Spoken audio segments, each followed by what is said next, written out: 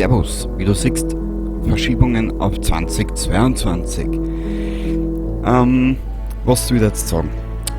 Wie du jetzt in den letzten 14 Tagen gemerkt hast, ich bringe fast nur mehr Fallout 4 von Montag bis Freitag. Am Sonntag habe ich ab und zu mehr Folge rein. Es geht sich hinten und vorne nicht aus. Es will sich nicht ausgehen und ehrlich gesagt, ich kann es dir auch erklären. Fangen wir mal im Privaten an, da gibt es einige Problemchen zu lösen, was ein bisschen sehr viel mehr Zeit und Energie kostet. Im Arbeitstechnischen habe ich auch einiges zu lösen, beziehungsweise muss ich was abwarten. Zwei Dinge, die mich ein bisschen belasten, weil ich einfach nicht weiß, wie es da jetzt weitergeht. Aber das haben wir irgendwann einmal alle, dass wir mal nicht wissen, wie es wo weitergeht. Es ist nervenaufreibend, das wissen wir alle miteinander. Und dahingegen habe ich mich jetzt für lange Zeit nach vorne gesehen, dafür entschieden, nur Fallout 4 zu bringen. Let's Play Umfang, ich schätze mal 500 Episoden, kannst du jetzt schon rechnen. Ich bin noch nicht einmal dort, wo ich eigentlich hin will. Genau.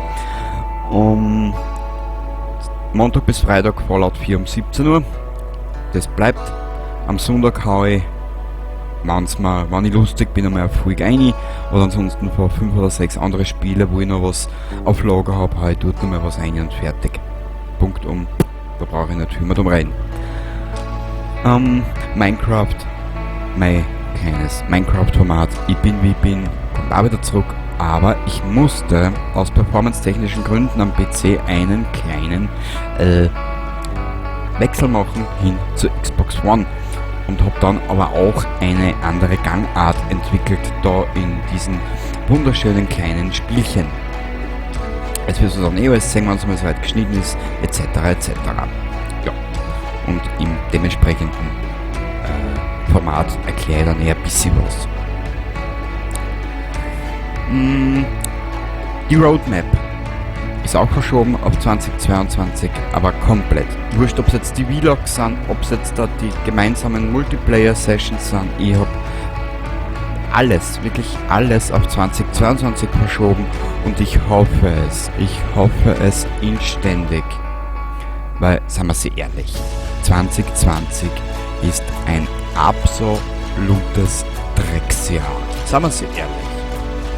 Also ich habe bis heute, eigentlich habe ich sehr wenig Positives an diesem Jahr auszusetzen. Es ist unglaublich. Sowas hat die Welt noch nicht erlebt. Wurscht.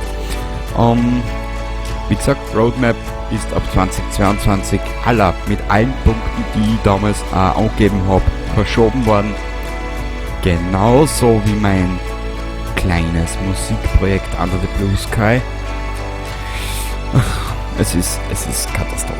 Ein Katastrophenjahr und ich hoffe inständig, ich bete darum, dass 2021 bzw. 2022 besser wird. Nicht besser ist der falsche Ausdruck, aber positiver. Ich hoffe es, dass es positiver wird und dass ich euch bisschen mehr positivere Nachrichten am Kanal bringen kann. Es tut mir leid, ich bin nur 1,65 Meter großer Steirer. Irgendwo in den tiefen Weiten von YouTube weg aufs Abstellgleis gestellt mit meinem scheiß Clan-Kanal.